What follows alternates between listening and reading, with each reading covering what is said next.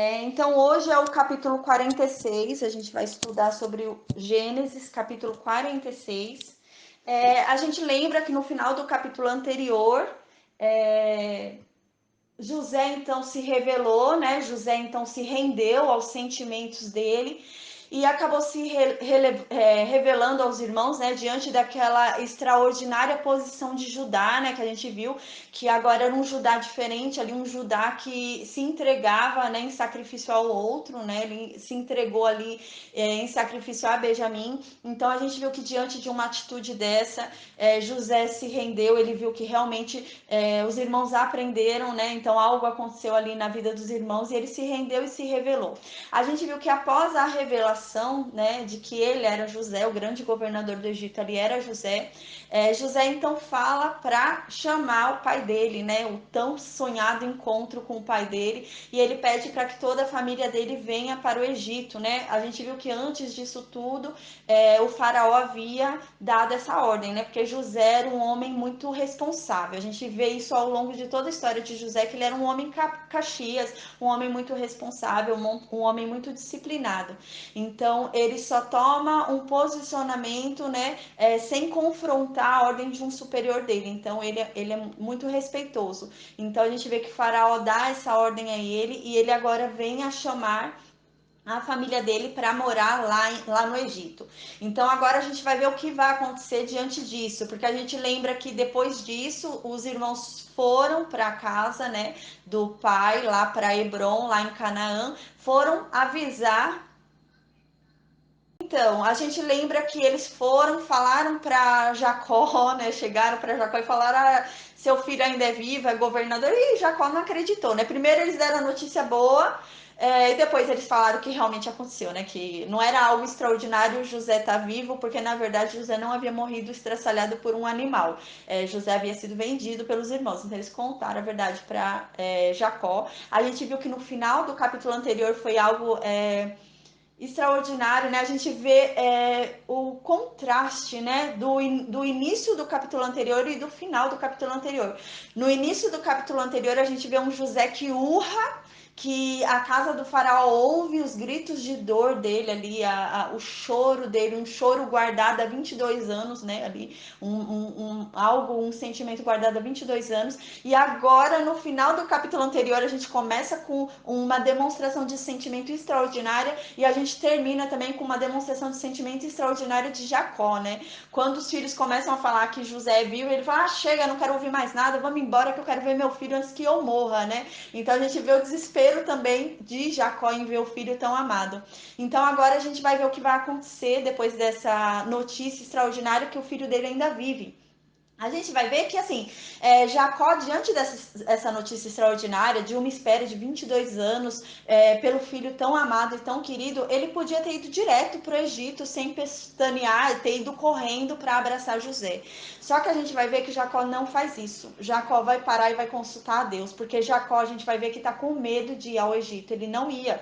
E a gente lembra que Jacó é um homem que ele, depois de tudo que ele viveu em Padã Arã, né, depois do sofrimento que ele causou ao irmão dele, Esaú, ele aprende muito em Padã Arã, né? E a gente vê que toda caminhada de Jacó, ele começa a pautar na orientação de Deus, porque a gente lembra que quando ele saiu de Padã Arã, Jacó, ele não queria sair de Padã Arã. A gente lembra que Labão começou a perseguir Jacó ali em Padã Arã. Jacó começou a sofrer perseguição, mas ele não queria sair dali. Jacó só sai de Padã Arã porque Deus manda. Deus fala: sai daí, Jacó, vai para casa do teu pai. Senão Jacó não sairia. Então a gente vê que Jacó começa a ser um homem que ele só vai mediante a orientação de Deus. Então agora Jacó, a gente lembra quando houve o massacre dos siquemitas pelos filhos de Jacó, né, pelo Levi e Simeão, a gente lembra que também Jacó fica ali entregue esperando a morte chegar, né, a vingança do povo de Canaã chegar até ele. E Deus o orienta a sair dali e ir até Betel fazer um sacrifício, né? Então a gente vê que o andamento, o caminhar de Jacó começa a ser pautado nas orientações de Deus. Então a gente vê uma diferença de um Jacó que se orientava em si mesmo, nas próprias pernas, nas suas próprias atitudes, um Jacó que roubava a benção do irmão, e agora a gente vê um Jacó que ele só vai se Deus for, ele só vai se Deus mandar. Lembra muito quando a gente chegar no livro de Êxodo, vai lembrar muito Moisés, vai chegar um tempo em que Moisés vai falar, né? Deus vai falar, pode ir, mas eu não vou com vocês. Esse povo é muito desobediente. A gente vai ver depois que eles saírem do Egito. Aí Deus fala, não, eu vou mandar um anjo ir, mas eu não vou não, porque esse povo é muito desobediente, esse povo não merece minha companhia. E Moisés fala, Deus, então eu não vou. Então eu não saio daqui. Eu só vou sair daqui se o Senhor vier junto. Então lembra muito isso, né? E Jacó é bem antes de Moisés, mas Jacó lembra muito isso. Jacó só vai se Deus for. Então agora o Jacó mostra que ele não vai. Jacó vai parar no meio do caminho, vai consultar Deus e ele não vai. Ele só vai se Deus mandar. Então ele é um homem totalmente entregue a Deus, que ele é capaz agora de largar a mão, de ver o seu filho tão amado que há 22 anos não via para não perder a companhia de Deus. Um homem que lutou tanto por uma bênção, que lutou com Deus, né? Por uma bênção, não deixaria essa bênção escapar assim à toa, né? Então ele consulta a Deus em cada movimento que ele dá, em cada passo que ele dá, ele consulta a Deus. Então a gente vê um Jacó mudado, né? Um Jacó diferenciado. Então agora a gente vai ver no capítulo 46, no versículo 1. No livro de Gênesis, no capítulo 46, no versículo 1, diz assim: Israel iniciou sua jornada com tudo que ele tinha e veio a Berseba e ofereceu sacrifícios ao Deus de seu pai Isaque. Então a gente lembra que Jacó e sua família viviam em Manre, né, nos Carvalhais de Manre ali. A gente lembra que Carvalhais de Manre também foi uma residência de Abraão, né, e foi uma residência de Isaque também. Mas também havia sido residência de Abraão e de Isaque Berseba, né? Berseba também foi uma residência de Abraão e de Isaque. Então agora ele está em Manre. Para ele ir para o Egito, ele tem que ir descendo. Então, conforme ele vai descendo para ir em sentido ao Egito, ele tem que passar por Berseba. É obrigatório o caminho passar por Berseba. Então, ele passa ali em Berseba, que é onde o pai dele e o vô dele estiveram, né? E ele para ali e oferece um sacrifício a Deus, né? A gente vê que foi um sacrifício voluntário, Deus não pediu aquele sacrifício, ele ofereceu voluntariamente, em agradecimento pelo filho dele estar vivo, né? Por José estar vivo, por tudo que estava acontecendo. Então a gente vê que ele para ali e oferece um sacrifício. A gente vê que um homem que tinha tanta pressa no capítulo anterior, no final do capítulo anterior, um homem que parecia ter tanta pressa, já chega, eu não quero ouvir mais nada, eu vou embora correndo antes que eu morra. Agora ele perde essa pressa, porque ele vai lá, oferece sacrifícios e ele ainda vai ficar lá, ele não vai ter pressa, ele vai dormir lá em Berseba, então ele não vai ter pressa. Então agora ele chegou ali em um local e ele está buscando a orientação de Deus, ele está querendo Deus ali, então ele ofereceu sacrifícios a Deus, está entrando na presença de Deus, né, fazendo toda a sua formalidade para entrar na presença de Deus, para buscar a Deus, e ele não mostra mais pressa agora, porque agora ele está entrando na presença de Deus, ele não tem mais pressa. Então ele está ali diante da presença de Deus, então aquela pressa que ele tinha passou, então ele fica ali calmamente esperando, né? Aí no versículo 2 diz: E Deus então falou a Israel em visões noturnas e disse: Jacó, Jacó. E ele disse: Aqui estou. Então a gente viu que no primeiro versículo ele fez um sacrifício. Sacrifício era feito durante o dia, não era feito à noite. Então ele fez um sacrifício durante o dia e ficou lá até anoitecer, porque agora a gente vê que ele tem uma visão à noite, né? Então aquela visão de Deus falando com ele foi à noite. Então ele fez o sacrifício de manhã, permaneceu ali em Berseba e agora já é à noite e Deus vem falar com ele. E Deus chega para ele e fala: Jacó, Jacó. A gente vê que Deus não chama de Israel, né? Deus o chama de Jacó. Então a gente lembra que Deus havia mudado o nome dele para Israel, que significa, né, aquele que luta com Deus e vence, né? Isso não é um sentido que vence a Deus, mas ele vence com Deus, né? Então Israel é nesse sentido, a gente viu, já estudou, não é aquele que vence sem Deus, é aquele que vence com Deus. Deus ajuda ele a vencer, né? Então agora Deus não o chama de Israel, Deus o chama de Jacó. Né? Então isso é algo significativo realmente por conta do temor de Jacó. A gente vai ver que agora Jacó está com medo. Então Deus vem falar, vem encorajar Jacó. Então agora não é um Jacó que estava ali desesperado, perseverante, fazendo tudo pela tua bênção, né? Um Jacó que lutou com Deus e venceu. Agora é um Jacó com medo, que acha que vai perder tudo que conquistou, que vai perder toda a sua bênção. Então Deus vem falar com ele. Esse medo de Jacó não é um medo bobo, não é um medo sem cabimento, porque Jacó era muito comum nos hebreus eles contarem as histórias. A gente não tem esse costume, mas era muito comum o costume do avô contar a sua história para o filho contar para o neto e ir perpetuando a história daquela família, né? Aquilo era algo muito comum. Tanto que a gente viu, quem escreveu o livro de Gênesis foi Moisés, então era algo normal, assim, e é claro que teve uma instrução ali de Deus, principalmente nos primeiros capítulos, que fala sobre a criação do mundo, né, o tempo anterior ao dilúvio, mas assim, muita coisa também foi de história passada de geração para geração, e eles tinham esse costume e tem até hoje, os judeus têm esse costume até hoje, de eles saberem a história da família deles, sabe, dos antepassados dele. Então, a gente lembra que Abraão, né, Deus havia falado para Abraão, quando havia feito a promessa de dar uma descendência numerosa a Abraão, antes mesmo de dar Isaac a Abraão, Deus havia falado, olha, sua descendência vai ser afligida, vai ser peregrina, vai ser afligida e vai ser escravizada em uma terra que eu não vou te dar. Ou seja, se eu vou te dar a terra de Canaã, vai ser numa terra que não é a terra de Canaã que isso vai acontecer. E agora, provavelmente, veio isso à memória de Jacó. Então, Jacó se lembrou que realmente Deus falou que a descendência dele seria afligida numa terra que não seria deles e eles seriam escravizados. Então, provavelmente, ele teve medo disso e teve medo de perder a sua bênção. Ele teve medo de ir para uma terra, ele estava descendo para uma terra que era uma terra idólatra, era uma terra com costumes totalmente diferentes dos costumes hebreus. Era uma terra que era uma terra firme assim nas suas convicções religiosas, assim, o Egito é uma terra assim completamente firme nas suas convicções religiosas.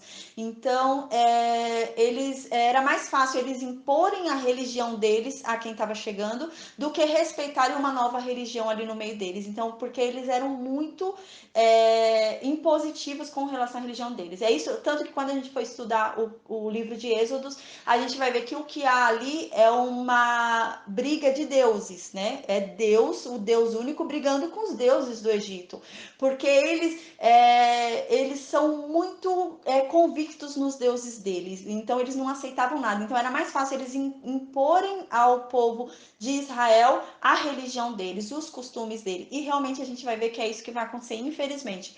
Porque quando o povo sai ali do Egito, depois da escravidão, a gente vê que é um povo que esqueceu sua história. Por isso que Moisés escreve esse livro, para relembrar o povo quem é o Deus deles. Porque mesmo diante de todas as coisas extraordinárias que Deus vai fazer, eles ainda não vão lembrar quem é o Deus deles. Então eles vão precisar ficar sendo lembrados. Aquele povo que está cheio de costume pagão, cheio de costume daquela terra que eles ficaram escravizados tanto tempo, né? Então realmente não era um medo tolo de Jacó, era um medo com fundamento de Jacó. Aí no versículo 2 a gente vê que Deus vem e chama Jacó, Jacó, porque aqui não é Israel, é Jacó. É o homem que tem medo mesmo, é o homem que precisa ouvir ali que Deus é com ele. Então ele chama ali como pelo nome dele de fraqueza, né? Não pelo nome de Israel, que é de força, que aquele que luta com Deus e vence, mas aquele que vem e precisa ouvir algo de Deus. Então Deus vem para ele, chamando ele de Jacó, para lembrá-lo realmente, né?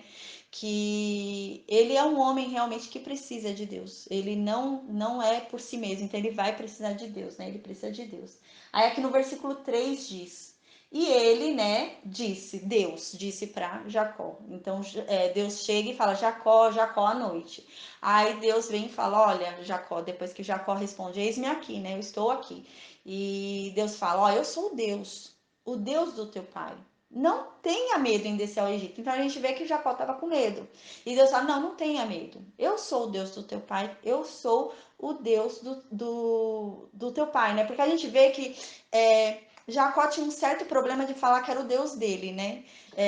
E isso não é ruim, porque isso demonstra a humildade de Jacó. A gente lembra quando Jacó fez o acordo com Labão, né? Fez aliança com Labão, ele fez e jurou em nome do Deus do pai dele, né? Então ele usava muito o Deus do pai dele como referência, porque ele achava que ele não era digno daquele Deus, né? Então ele fala o Deus do pai dele, né? Porque ele era um homem tão falho, tão fraco. Mas é na fraqueza que o poder de Deus se engrandece, né? Se enaltece. E a gente vê que um homem tão humilde que não tinha coragem de falar que o Deus era dele, porque a gente não vê Jacó falando o meu Deus, o Deus de Jacó, o Deus de Israel. A gente vê que Jacó não fala isso, né? Então Jacó sempre fala o Deus de meu pai, o Deus de Isaac. Então demonstra uma humildade tremenda de Jacó, né? Então a gente observa isso e desse homem tão humilde, né? Deus permite, né? Que seja realmente, Deus é reconhecido como Deus de Israel, né? Até hoje, o Deus de Israel, né?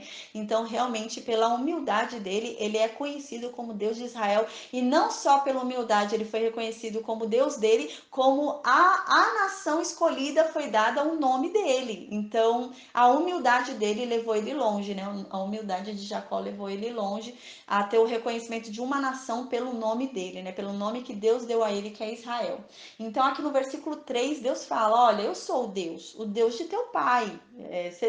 Você esqueceu? Você sabe quem é o Deus do teu pai? E eu sou esse Deus, o Deus do teu pai. Não tenha medo em descer ao Egito, porque lá eu vou fazer de ti uma grande nação. E realmente isso vai se cumprir, né? Porque de lá vai vir o povo de Israel, né? O povo vai começar a crescer de uma forma extraordinária.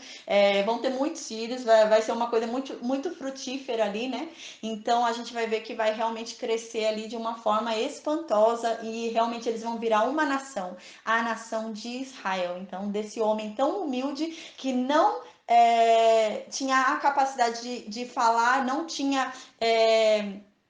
Se humilhava a certo ponto de achar que não era digno de falar que era o Deus dele, né? Ele falava o Deus do pai dele, mas não o Deus dele. Agora ele vai ter uma nação cuja nação é o povo de Israel, o povo cujo nome é o nome dele e o Deus de Israel, né? Então, Deus engrandece muito a descendência de Israel e faz essa nação, né? Aqui Deus não está falando de todas as nações que virão por meio de Jesus Cristo, né? Porque a Abraão Deus prometeu que dele viriam várias nações, todas as nações do mundo, né? Seriam abençoadas por meio de Abraão. E realmente, pela semente de Abraão, que é Jesus Cristo que descende de Abraão, todas as nações do mundo são abençoadas. Mas aqui Deus não está falando disso. Deus não está falando de todas as nações do mundo.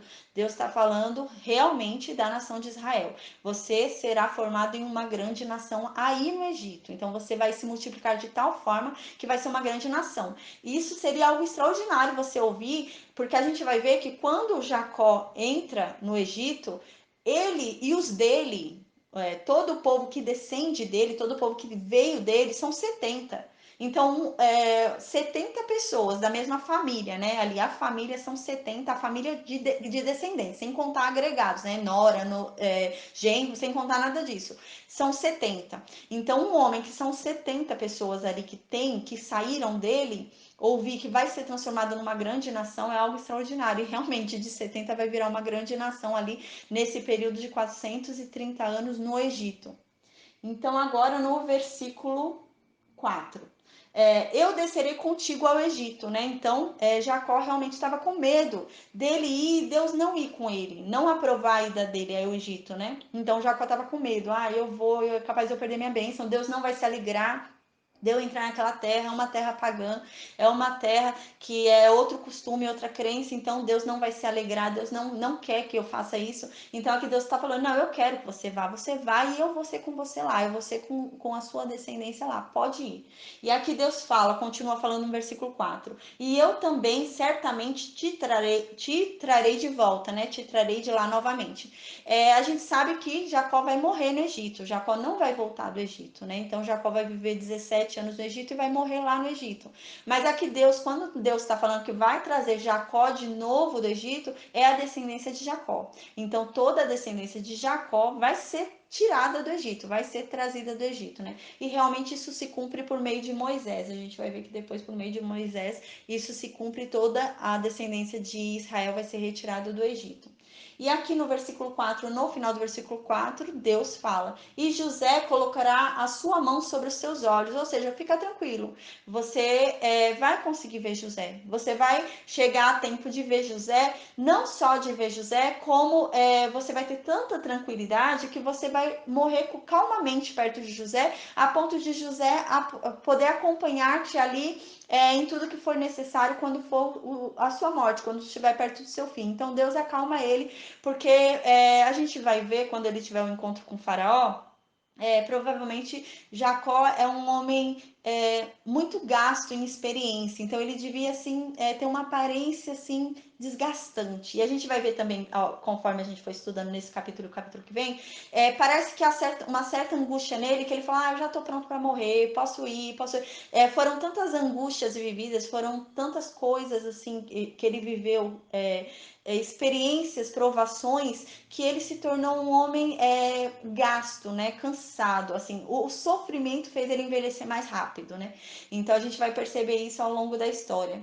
E então ele tinha medo de não conseguir chegar. A gente vê que parece que ele pensa que a toda hora ele vai morrer, a qualquer instante ele pode morrer, pela fala de Jacó. E por causa disso, porque parece que é um homem tão sofrido que parece que a qualquer momento o sofrimento o envelheceu de tal forma que pode levá-lo a qualquer momento embora. Só que mal sabe ele que ele ainda vai viver 17 anos, né? Então, agora no versículo 5. E Jacó levantou-se de Berseba, né? Então, Jacó estava descendo do Carvalhais de Manre, ali onde ele morava, com a família dele, desceu, parou em Berseba, ofereceu um sacrifício ali em Berseba e resolveu ficar ali em Berseba. Aí, à noite, Deus vem falar com Jacó. A gente vê que agora no versículo 5, né, diz que depois ele se levanta e sai de Berseba, né? O termo utilizado é como se ele fosse, não é se levantar no sentido de que ele realmente levantou e foi andar, é no sentido de dar um ânimo, né? Então, assim, depois de Deus ter falado com ele, ter falado que seria com ele, com a descendência dele, ele recebe um ânimo, um estímulo, e agora ele resolve descer e ir até o Egito ver o filho dele. Aí, continuando no versículo 5, e os filhos de Israel carregaram Jacó. Então, a gente vê que os filhos ajudaram Jacó durante o percurso. Então, realmente, Jacó, a gente vê que ele já tem 130 anos aqui, né? O pai dele viveu até os 180 e Abraão viveu até os 175, mas a gente vai ver que ele vai viver até os 147, então é bem menos do que o pai e o avô dele. Então a gente vê que ele parece que é um homem já cansado, né? Ele já viveu tanta coisa, teve tanta experiência na vida dele, tanta frustração, tanta provação, que ele já é um homem cansado. Então chorou tanto, né? Imagina, 22 anos chorando o filho, tudo. Fora a preocupação dos filhos dele que mataram um povo, uma nação, né? Os siquemitas. Então foi muita. Diná que foi estuprada. Então, estuprada não, né? Na verdade, Diná que sofreu aquela violação que a gente viu, que não foi um estupro, porque foi consensual. Mas, assim, tudo isso, né? No sofrimento dele, acabou envelhecendo ele. Tanto sofrimento envelheceu ele, né? Acabou envelhecendo ele mais rápido. Então, aqui a gente vê que no versículo 5 diz: e Jacó levantou-se de Berseba, né, agora animado, e os filhos de Israel carregaram Jacó, né? Então ele já era um senhorzinho ali, né? Então eles foram e carregaram o pai deles e seus pequenos e suas mulheres, né? Então carregaram ali a Diná, filha de Jacó, as netas e as noras de Jacó, né? E as crianças. Aí nisso fala aqui que nas carroças que Faraó havia enviado para os levar. Então a gente lembra que Faraó havia disponibilizado carroça para facilitar essa mudança deles, né? Porque realmente uma caminhada para um senhor já com uma certa idade, tão cansado, para mulheres e crianças era algo muito desgastante, né? Então Faraó forneceu carroças, a gente tinha visto. Aí no versículo 6, e eles tomaram seu gado e seus bens que haviam obtido na terra de Canaã e vieram ao Egito, Jacó e toda a sua semente com ele. Então a gente vê que Jacó fez conforme Faraó havia orientado. Faraó havia orientado, deixa sua mobília, né? Tudo que não foi importante da casa, tudo que é da casa, panela, tudo você deixa aí e usa aqui do Egito. E vem só com suas riquezas. E realmente ele desceu com os gados, com a riqueza dele, né? E com toda a família dele. Então ele desce com todo o seu povo. Aqui a gente vê que quando ele desce, a Bíblia não vai falar dos servos dele, né? Só que a gente sabe que Jacó era um homem próspero e ele tinha servos, né? Então, com certeza os servos desceram com ele, né? Porque a gente não vai ver mais na história falar dos servos de Jacó agora, né? Então, mas provavelmente, né, eles desceram junto com Jacó. Mas o que que acontece? Isso vai se perdendo ao longo da história, porque a gente vai ver que vai ser colocado um jugo pesado sobre o povo de Israel conforme eles vão crescendo no Egito. Provavelmente a primeira coisa que é tirado do povo de Israel são os servos, então eles vão perdendo servos, vão perdendo os bens, vão perdendo tanta coisa que eles começam a passar a dever ao Egito e viram escravos, e a gente vai ver isso. Então, com certeza os servos deles desceram juntos, né? Junto com eles, mas aqui é computado somente realmente a família de Jacó. Por quê? Porque é a família de Jacó que vai depois ser escravizada e vai vir a sair de lá com Moisés, né? Porque os servos que eles tinham, eles vão vir a perder. E depois a descendência dele vai vir a ser escravizada ali. Aí então, no versículo 7, seus filhos e os filhos de seus filhos com ele. Suas filhas, aqui fala suas filhas, né? Só que a gente sabe que Jacó só teve Diná. A gente viu que não tem como ele ter tido outra filha, porque naquele capítulo de concorrência entre a Raquel e a Lia, é muito clara ali a disposição das duas em competir com filhos, dando filhos para Jacó. Então, se tivessem mais filhas, seria mencionado ali, porque ali era de suma importância mencionar filhos. Então, não houve a falta de nenhum filho ali mencionado. Pra gente, porque seria importante para a gente sentir esse peso dessa concorrência que havia entre as duas com relação a filhos, né? Então, não haviam mais filhas. Então, aqui quando fala as filhas de Jacó, são as noras, né? As mulheres dos filhos dele, e seria Diná, porque as mulheres dos filhos são filhas. Então ele recebeu como filhas dele, então ele tinha por filhas as noras dele. Então era Diná e as noras dele eram as filhas dele. E as filhas de seus filhos, as netas dele, né? E toda a sua semente ele trouxe consigo para o Egito. Aí no versículo 8, a gente vai ver que vai começar uma descrição de todo o povo que entrou na terra do Egito. Mas a gente vai ver que não foi só quem entrou durante esse percurso de entrada. A gente vai ver que, na verdade, aqui está sendo computado todo mundo que esteve durante os 17 anos de vida de Jacó lá no Egito, para contar como a casa de Jacó. Então, durante todo o tempo de vida de Jacó, vai computar todo o nascimento que houve durante os 17 anos de vida que ele passou lá no Egito. Porque existem pessoas aqui que vão ser computadas que provavelmente nasceram nos 17 anos de permanência de Jacó lá no Egito. Porque o intuito aqui de Moisés realmente é mostrar para a gente de qual linhagem vem o povo que vai ser escravizado. Então ele quer nos mostrar aqui que realmente todo o povo de Jacó, ele vai mostrando qual esses 17 anos de Jacó ali na terra do Egito, quem foi que nasceu durante esse período de 17 anos, e que desse povo é que veio a linhagem que veio a se tornar escrava lá no Egito, né? Então, aqui no versículo 8 diz: E estes são os nomes dos filhos de Israel que vieram ao Egito: Jacó e seus filhos, Ruben, o primogênito de Jacó.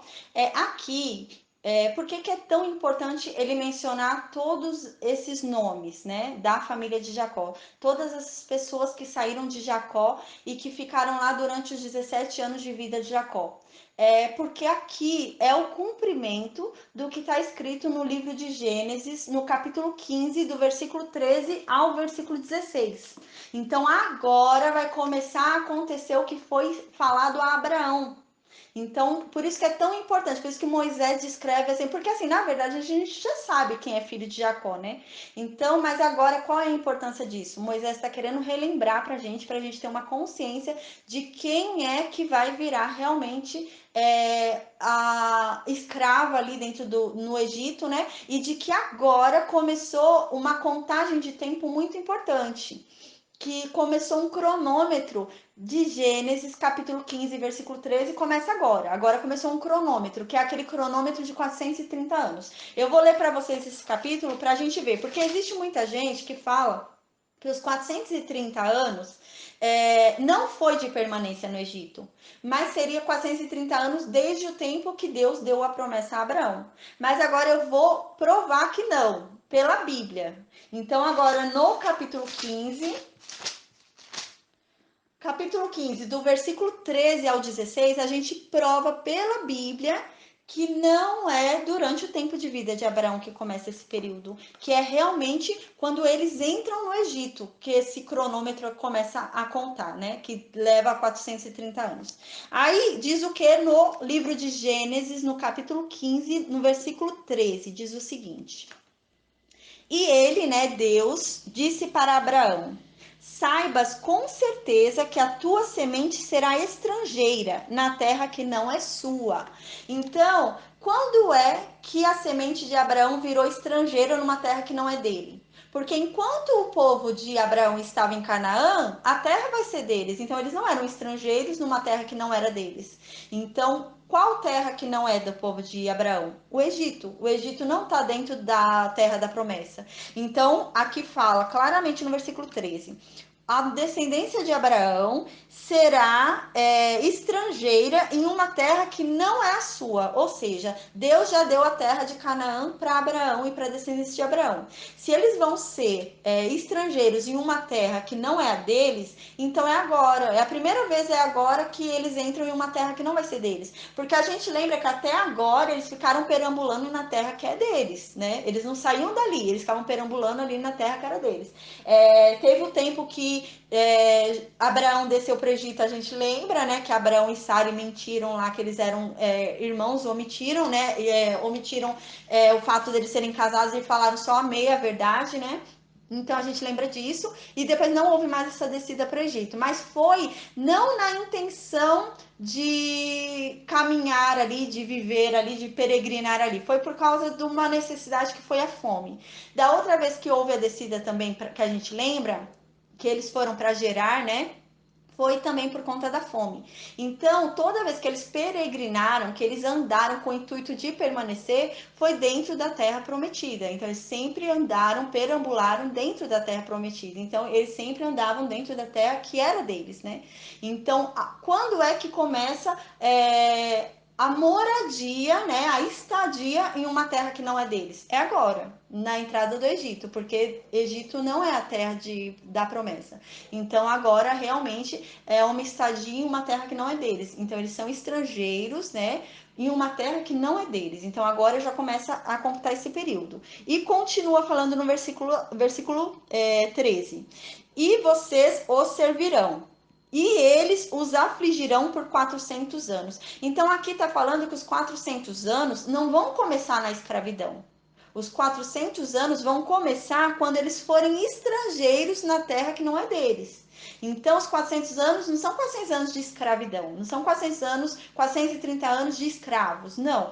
São 430 anos e compreende o período em que eles eram estrangeiros no Egito e depois eles viraram em servidão, né? A gente vai ver que depois, com o passar do tempo, vão colocar um peso maior sobre eles vão acabar servindo ao Egito, depois vão colocar mais peso ainda, até que de certa forma eles vão acabar sendo escravos do Egito. Então, esse período de 430 anos começa a contar do tempo que eles entram no Egito. Então, não é do tempo da escravidão, é do tempo que eles entram no Egito, porque aqui fala claramente que vocês ficarão 400 anos em uma terra estrangeira que não é sua, e lá vocês servirão a esse povo e vocês serão escravizados. Então não está falando que vai ficar 400 anos sendo escravos. Está falando que dentro desses 400 anos, dentro do percurso desses 400 anos, eles vão ser estrangeiros numa terra que não vai ser deles. Eles vão servir aquele povo daquela terra e eles vão ser escravizados. Então, tudo isso vai acontecer em 430 anos. E a gente vê quando eles saírem do Egito, eles vão falar realmente que eles ficaram 430 anos morando no Egito. Mas não quer dizer que foram 430 anos escravos no Egito, né? Foram 430 anos morando no Egito. A gente vai ver que José morre com cento e poucos anos. Então eles ficaram um período ainda sem ser escravos, né? Aí depois com a morte de José, aí começa a levantar o jugo sobre eles. Mas até então não, começa a levantar a mão pesada sobre eles, né? Até então não. Então os 400 anos começa a dar entrada ali nessa terra estrangeira. Aí no versículo 14: e também a essa nação a quem eles servirão eu julgarei, e depois eles sairão com grandes posses. E tu irás para os teus pais em paz. Tu serás sepultado em boa velhice. O que Deus está querendo dizer aqui? Deus acabou de dar uma notícia péssima para Abraão. Deus acabou de falar, ó, sua família vai ficar 400 anos sendo afligida numa terra que não vai ser de vocês. Vocês vão ser estrangeiros nessa terra, ou seja, vocês não vão poder falar nada porque vocês estão ali naquela terra que nem é de vocês não vão poder argumentar nada, vocês estão ali de favor naquela terra. Então, assim, quando você está de favor ali naquela terra, então vão acabar forçando você ainda mais porque você não vai ter argumento, né? Ah, não, tô no meu direito de estar aqui. Não, você não tem direito de estar aqui, né? Você está aqui de favor. Então, aqui ele recebeu uma péssima notícia de que a descendência dele vai sofrer 400 anos, né, numa terra estrangeira, sendo estrangeiro em uma terra, depois servindo a esse povo nessa terra e depois vindo a ser escravos. Então agora Deus está falando o que no versículo 15? Ó, Abraão, fica tranquilo que não vai ser enquanto você estiver vivo. Isso não vai acontecer enquanto você estiver vivo. É isso que Deus está querendo falar no versículo 15. Porque Deus fala, ó, e você vai para os teus pais em paz. Você será sepultado em boa velhice. Ou seja, isso não vai acontecer na tua vida. Fica tranquilo que enquanto você estiver vivo, isso não vai acontecer. E a gente lembra que Abraão morreu quando Jacó tinha 15 anos de idade. Que a Bíblia vai terminando as histórias e deixa de falar sobre o patriarca. Mas assim, a gente lembra, por exemplo, que Isaac ainda era vivo quando José foi dado por morto, né? Então é que a Bíblia vai cortando para a gente não ir confundindo as histórias, ele vai cortando os patriarcas, né? Mas a gente lembra que Abraão morreu quando Jacó tinha 15 anos de idade. Então isso começou a se cumprir quando? Agora. E aqui na Bíblia fala, no versículo 16, bate direitinho, gente, como Deus é perfeito. Porque a gente vai ver que o versículo 16 vai bater com a geração de Moisés. Deus até prevê qual geração é que vai sair da escravidão. Então Deus é perfeito no que fala. Aí no versículo 16, Deus fala que vai ser Moisés que vai liberar o povo, na geração de Moisés, que vai ser levantado um libertador. Aí no versículo 16 diz, do capítulo 15: mas na quarta geração, que quarta geração? Quarta geração de quem? Do patriarca após o patriarca que entrar na terra do Egito. Então, o patriarca que entrou na terra do Egito foi o Jacó. Jacó tinha 15 anos quando Abraão morreu. Quando Abraão morreu, isso mesmo. Jacó tinha 15 anos quando Abraão morreu. Então agora Jacó entra no Egito. Então ele é o patriarca-chefe ali. Então são 4 gerações abaixo de Jacó, do patriarca-chefe ali. Quem são as 4 gerações abaixo de Jacó? Levi, porque Moisés vai descender de Levi, é um levita, né? Então Levi, vem Coate, vem Amrão e vem Moisés. Então, realmente, na Bíblia, no versículo 16, já prevê que Moisés vai ser levantado como libertador. É incrível, assim, como se cumpre, né? Cada palavra se cumpre. Realmente, se a gente. Não tem. Igual as pessoas falam às vezes que a Bíblia se contradiz. Não, não se contradiz. Às vezes é porque a gente não recebe o esclarecimento certo. Porque, igual a Bíblia diz, meu povo perece por falta de conhecimento. Realmente, às vezes, as pessoas fazem orações, orações, orações e nada acontece. Porque às vezes o que falta não é oração, às vezes o que falta é conhecimento, às vezes o que falta é consciência, sabe? Porque consciência do que lhe foi dado, consciência do que você já tem, consciência do falar, consciência do pedir, né? Se recebeis mal porque pede mal, né? Então, às vezes é falta de consciência. Então, meu povo perece por falta de conhecimento. Então, aqui realmente a Bíblia ela não se confunde, a Bíblia não se contradiz, ela é muito certa no que ela diz, sabe?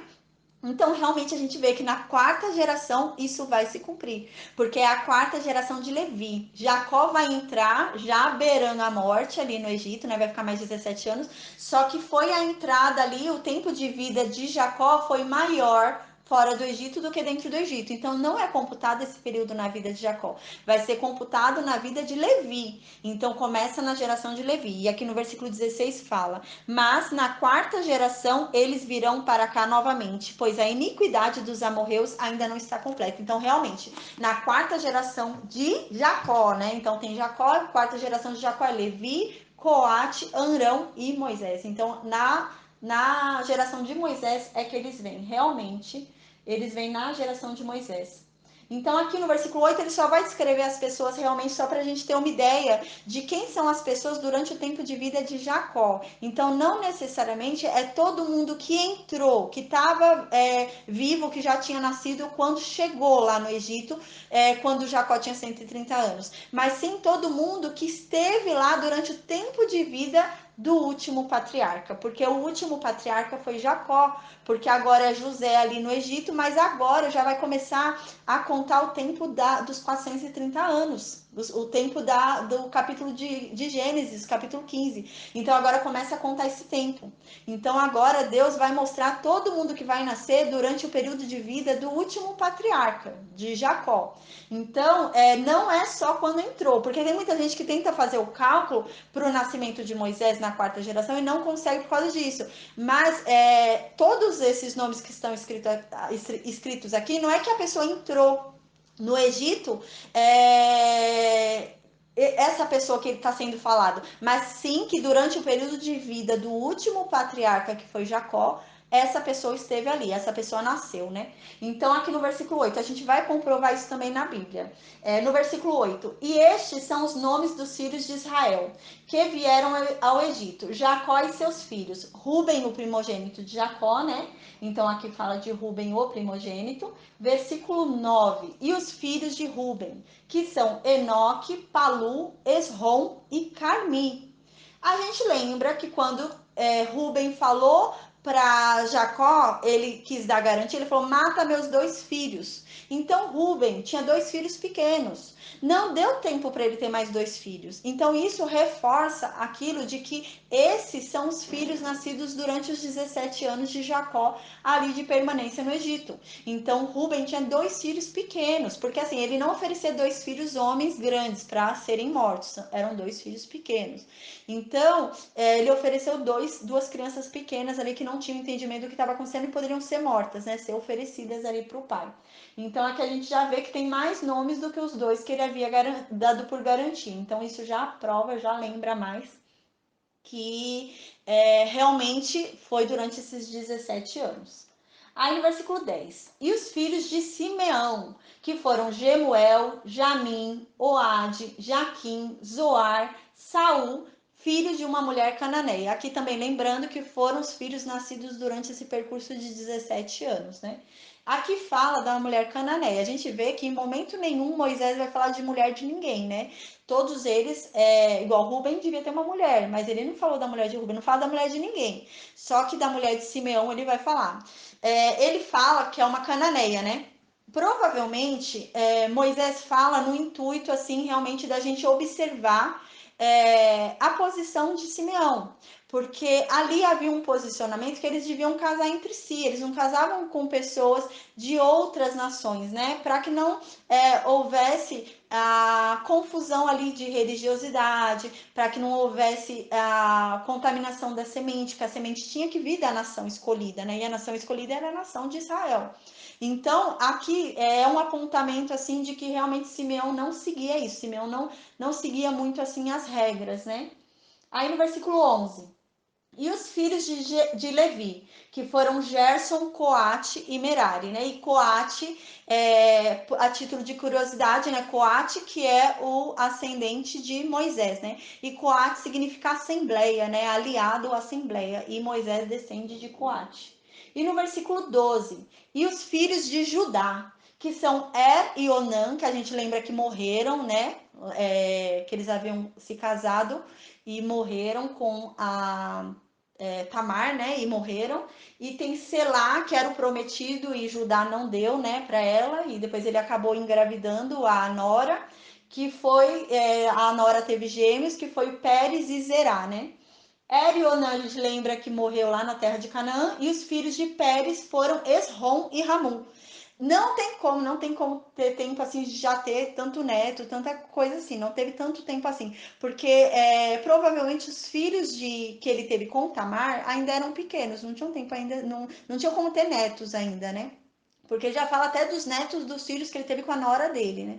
Então, realmente compreende esse período de 17 anos. É mais uma prova de que esses nomes compreendem o período de 17 anos de permanência de vida de Jacó ali na terra. A gente lembra que Pérez e Esrom, né? Deles descende Davi e deles descende Jesus Cristo, né? Então é de Pérez e Esrom, que é o filho de Pérez da Tamar, né? Da nora de Judá. Aí no versículo 13. E os filhos de Issacar, que são Tola, Puva, Jó e Sinrom. O Jó aqui não é o Jó do livro de Jó que a gente vai começar a ler já agora em seguida. Não é o mesmo Jó.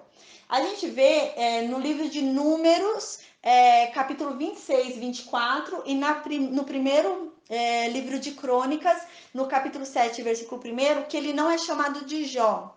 Esse filho de Sacar, ele é chamado de Jazube. Então, não é o mesmo Jó, porque a gente vai ver que essa história de Jó acontece provavelmente enquanto o povo está ali no Egito. Então, tem uma distância ali. Não é a descendência de Israel está ali no Egito. E a história de Jó passa a parte ali. Tanto que a gente vai ver que Jó é um edomita. Então, a história de Jó é entre o povo edomita. A gente vai ver quando entrar no livro de Jó. Aí no versículo 14. E os filhos de Zebulon são Sered, Elon e Jaleel. Aí no versículo 15 finaliza, né? Estes são os filhos de Lia, que ela deu a Jacó, em Padã Aram, com Diná. Agora inclui Diná, né? Que é a menina. Que ele teve, que é a única filha, né? Mais uma prova de que ele só teve Diná, porque senão teria sido mencionada outra filha aqui, né? Não só Diná. Todas as almas, porque aqui a intenção, muita gente fala, mas Diná está sendo mencionada por causa do acontecimento que houve na vida dela, né? Não, porque aqui o intuito não é focar Diná por causa do acontecimento que houve na vida dela. O intuito aqui de Moisés é mostrar quem foi realmente que esteve lá durante o último patriarca, quanto que foi o número de povo ali durante o tempo de vida de Jacó no Egito e o quanto que vai ter quando eles saírem do Egito, como eles vão crescer muito em 430 anos, como eles vão se multiplicar muito em 430 anos. O intuito de Moisés é esse, então não teria por que ele esconder filha. Então aqui fala o que ele teve com Diná, sua filha, né? Que ele teve com Lia, a Diná, sua filha. Todas as almas de seus filhos e de suas filhas foram 33. Nesse número de 33, Jacó está sendo contado. Então conta Jacó, conta todos os filhos que eles tiveram, todos os netos, não conta a nora, só conta realmente a descendência de Jacó, só o que veio de Jacó realmente. E a gente lembra, né, que considera também descendência, neto, bisneto, então considerou todo mundo que nasceu durante o tempo de vida de Jacó. Por isso que fala a casa de Jacó, então compreende esses 17 anos de vida de Jacó lá no Egito. Aqui, Jacó está entre aqui o número de Lia, né? Então fala a descendência, os que vieram de Lia, né, foram 33. Então a gente vê que Jacó entrou na numeração da casa de Lia. Então ele entrou como marido de Lia. Ele já entrou na contagem como marido de Lia. É importante falar isso, que a gente vai ver mais para frente, que quando for falar de Raquel, Moisés vai falar que ela é mulher de Jacó. Aí algumas pessoas falam, tá vendo? Ela era a preferida, porque Moisés está falando que é a mulher. Não, Moisés não está falando que é a mulher porque ela era a preferida. Está falando que é a mulher porque Jacó já foi contado lá com Lia. Então ele está explicando quem é Raquel, porque Jacó já foi contado lá com Lia, então Jacó foi contado como o marido de Lia. E agora, como Raquel, não. Então ele está explicando, ó, ela também era mulher de Jacó. Então é esse o intuito de Moisés, não de falar que Raquel era mais. Tanto que a gente percebeu que quando houve o falecimento de Raquel, algo aconteceu ali, né? Entre o relacionamento de Jacó e de Raquel, algo aconteceu, a gente viu, né? Porque ela foi enterrada ali no meio do caminho, né? Então a gente viu que algo houve. Aí no versículo 16: e os filhos de Gade, né, foram Zifion, Ragi, Suni, e Esbom, e Eri, e Arode, e Areli. E os filhos de Aser foram Imna, e Isvá, e Isvi, e Berias, e Sera, irmã deles. E os filhos de Berias foram Heber e Melquiel. Estes são os filhos de Zilpa, agora no versículo 18. Estes são os filhos de Zilpa, a qual Labão deu a sua filha Lia, e ela deu estes a Jacó, ao total 16 almas, né? Então, 16 almas, compreendendo todo o período de vida de Jacó.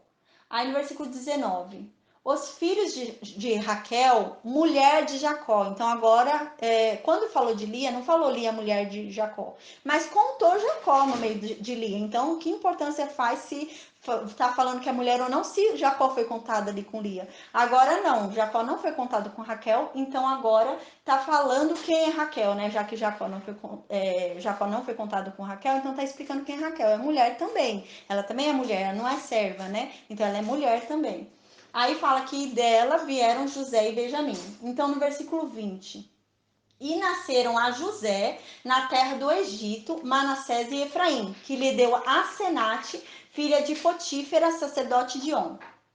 A gente vê que também é computado a descendência de José, né? José morava no Egito e José teve os filhos dele no Egito, mas a descendência dele também é computada porque a descendência dele é descendência de Jacó e também vai ser escravizada. Então também é computada a descendência de José.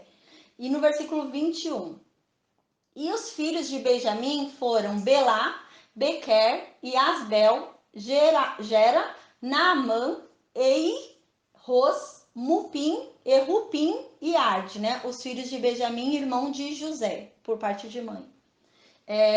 Esses filhos, gente, a gente lembra que Benjamim aqui devia ter 25 anos, pelo menos, uns 25 anos pelo menos. Não tinha como ele ter tudo isso de filhos, gente. Tem 10 filhos aqui, então realmente compreende o período de 17 anos que Jacó viveu ali, que ele ficou ali no Egito. Então, agora no versículo 22. Estes são os filhos de Raquel, que nasceram a Jacó. Ao todo foram 14 almas. Versículo 23. E o filho de Dan foi Ruzim. Versículo 24. E os filhos de Naphtali foram Jazeel, Egune, e Jezer e Silém. No versículo 25. Estes são os filhos de Bila, a qual Labão deu para sua filha Raquel.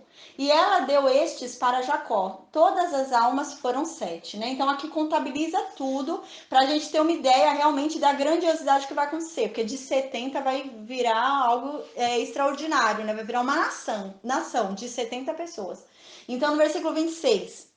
Todas as almas que vieram com Jacó ao Egito, que saíram dos seus lombos, fora as mulheres dos seus filhos, as noras de Jacó, todas as almas foram 76.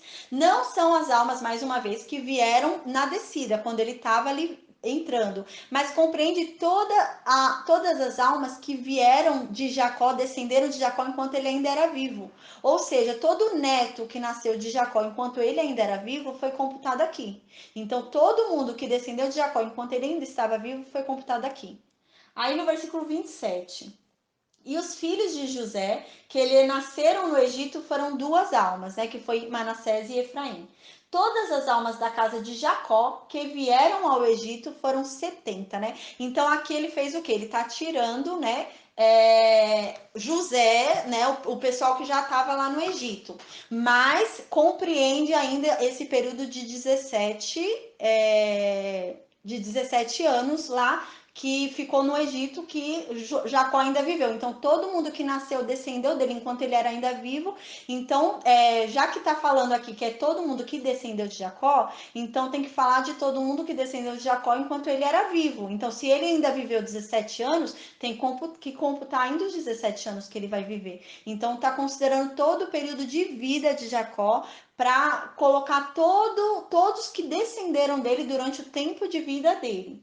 Aí no versículo 28. E ele enviou Judá adiante até José, para direcionar sua face para Gósen. E eles vieram à terra de Gósen. Então, o que acontece? A gente vê que parece que Jacó tinha Judá em alto preço, né? Confiava em Judá. Por que agora Jacó faz? Jacó tá indo para o Egito, Jacó tá descendo e indo lá para morar no Egito, lá com José. Então ele faz o que? Ele manda Judá ir antes para arrumar as coisas para ele, né? Porque Jacó quer chegar e já descansar, Jacó quer chegar e já tá com tudo preparado. Então ele manda Judá descer antes para já preparar o lugar onde eles vão ficar, arrumar tudo, para que Jacó já chegue e descanse, sente e relaxe, né? Não tenha que fazer nada, não tenha que arrumar nada ali, que já esteja tudo pronto para a chegada dele. É esse o intuito de Jacó. Então ele manda ajudar antes para ajudar a preparar tudo, para quando ele chegar já tá tudo pronto, ele só sente e relaxe, só sente e descanse. Aí no versículo 29. E José preparou sua carruagem e subiu para encontrar Israel. Aqui a gente vê que José foi com uma carruagem e o pai dele e todo o povo vieram com uma carroça. Tem diferença, né, de carruagem e carroça. José, ele não veio numa carruagem para se aparecer, para se mostrar, para falar, olha, eu venho, vocês vieram aqui num trambolho e eu vim aqui, né, vocês vieram, deixa eu falar em outra língua, senão o pessoal não vai entender. Vocês vieram aqui com um equipamento ruim, né, um maltrapilho de qualquer jeito, e eu vim aqui com um carrão, né, uma carruagem. Não, é porque a gente lembra que José era governador do Egito. Então ele não podia andar de qualquer jeito no Egito. Ele tinha que ter um transporte oficial. É igual hoje em dia, por exemplo, as pessoas que prestam serviço para o governo, elas não têm um carro do governo, um carro especial que elas andam? É a mesma coisa José. José era governador ali do Egito. Então ele tinha um carro oficial no carro dele, então ele tinha que andar naquele carro, fazendo ou não o serviço oficial do governo, ele tinha que andar naquele carro, porque assim, o serviço que ele cumpria naquele reino não era um serviço de horário, ele era 24 horas governador, então ele não batia ponto, né? Não era só durante 8 horas que ele era governador, ele era governador 24 horas por dia, então ele tinha ali um carro especial para ele por conta do ofício dele, por conta do trabalho dele. Então é igual hoje em dia existem carros especiais para determinado tipo de trabalho, né? É a mesma coisa ele, né? Igual hoje em dia existem trabalhos, por exemplo, que a pessoa tem que andar com um carro que seja prova de balas. É a mesma coisa, ele tinha que andar com um carro especial porque ele era um homem especial para aquele local, né? Não foi que ele quis se aparecer, quis se exibir. Uma carroça ela é guiada por boi, uma carruagem ela é guiada por cavalo. E assim, fora assim, a carruagem ela é mais leve, mais delicada, né?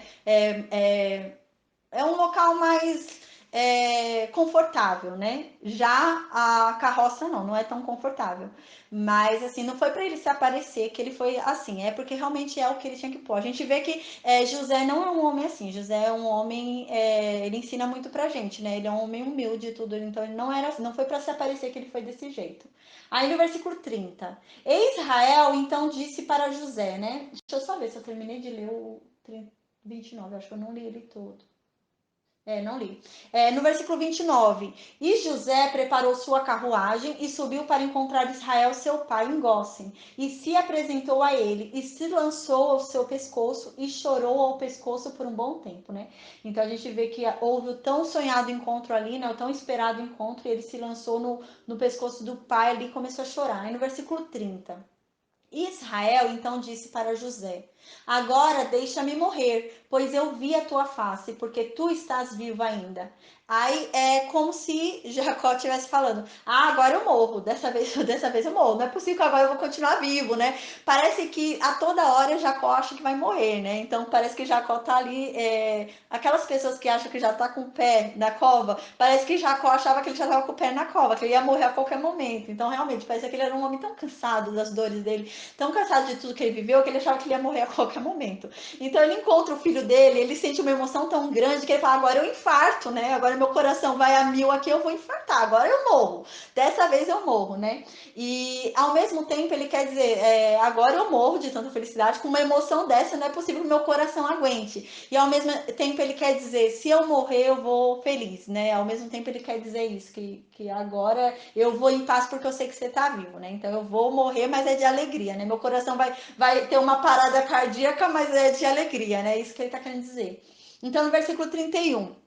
E José então disse aos seus irmãos e à casa de seu pai: Eu subirei e anunciarei a Faraó para dizer-lhe, meus irmãos e a casa de meu pai que estavam na terra de Canaã vieram a mim, né? Então agora a gente vê como José é extraordinário, né? Como José é um homem responsável, como José é um homem incrível. Se fosse outro homem, ele ia ficar lá na casa do pai, ia dormir. Eu vou lá falar com o faraó nada, faz 22 anos que eu não vejo meu pai.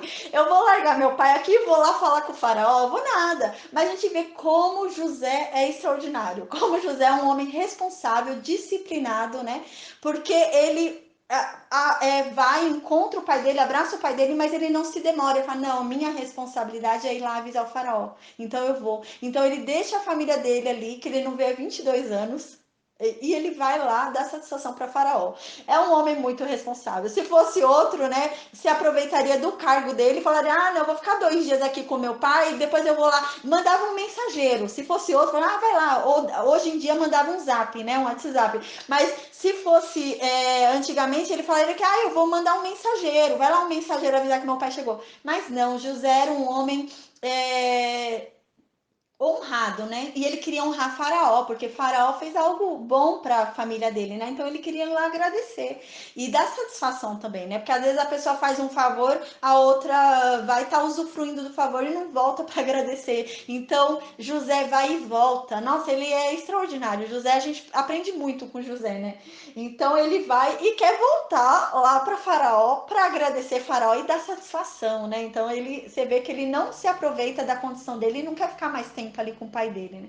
Aí no versículo 31, repetindo, então ele fala para os irmãos dele, né, e para a casa inteira do pai dele, que ele vai agora lá para Faraó. Ó, eu vou ter que dar licença, gente, eu adoraria ficar com vocês o dia inteiro, dormir aqui, matar a saudade, mas eu vou ter que ir lá para os meus afazeres. Eu tenho responsabilidade, eu tenho que ir lá falar com o Faraó.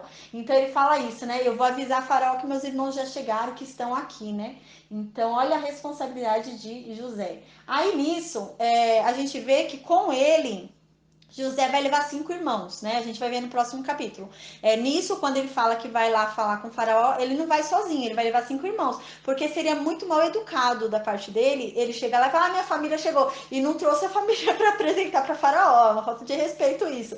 Então ele tem que levar pelo menos 5 pessoas para fazer a aparência da família, né? Para fazer as honras da família, né? Para representar a família ali diante de faraó. Então ele escolhe 5 irmãos ali para representar a família diante de Faraó. A gente vai ver no próximo capítulo isso. Aí no versículo 32. E os homens são pastores, né? Então ele agora José conhece tão bem o faraó, a gente vê que havia ali uma ligação entre José e faraó. Realmente havia um carinho, tanto que a gente viu que José era chamado de o pai de faraó, né? Então José sentia uma certa intimidade com faraó, parece. Então José sabia o que faraó ia falar, José sabia o que o faraó ia perguntar. Então ele conhecia a pessoa a tal ponto que ele sabia até o que ele ia dizer naquela situação, né? Ele tinha tanta intimidade com o faraó que ele sabia o que ele ia falar, como ele ia reagir diante daquela situação. Então ele começa a orientar os irmãos do que os irmãos devem fazer quando o faraó fizer tal pergunta, né? E realmente isso vai acontecer. José conhecia muito o faraó, porque o faraó vai perguntar o que José vai falar. Então, agora ele orienta os irmãos. Aí ele fala no versículo 32. Que ele vai falar para Faraó que os irmãos deles são pastores, né? E que eles trabalham com isso há muito tempo, né? Apacentando gado e tal. E eles trouxeram os rebanhos, trouxeram o gado deles para eles cuidarem, né? E tudo que eles têm vieram com eles. Aí no versículo 33, e acontecerá que quando o faraó chamar vocês, ele vai dizer qual é a ocupação de vocês. Então, o que José está falando? Ó, gente, ele é o faraó, né? Não entra qualquer pessoa na presença do faraó, né? Então, quem vai entrar primeiro na presença do faraó? José. José vai entrar para falar o que aconteceu, para pedir licença para faraó, para os irmãos dele entrarem. Não é bagunça, né? Então, ele vai entrar primeiro para pedir licença para Faraó, para que o Faraó conheça a família dele. Então, é para a gente ver como José é disciplinado também, né? Se fosse outro, ia lá desesperado e entrava com todo mundo mostrando para Faraó. Mas não, José entra primeiro, conversa com o Faraó, explica a situação e depois os irmãos entram. Aí José fala: Ó, eu vou falar tal coisa para Faraó. Faraó vai chamar vocês. Quando vocês entrarem, vocês repetem o que eu falei. Vocês sabem que vocês são isso mesmo que eu tô falando. Então José começa a orientar os irmãos. Então José fala no versículo 33. Olha, quando o faraó chamar vocês, né? Porque eu vou entrar primeiro, vocês vão estar lá fora esperando. Aí o faraó vai falar: não, não, chama eles, deixa eu ver, eu quero conhecer sua família. Quando eles entrarem, quando vocês entrarem, o faraó vai falar: qual a ocupação de vocês? Do que vocês trabalham? O que vocês fazem, né? Então, ele já até sabia qual que era a pergunta ali do faraó, né?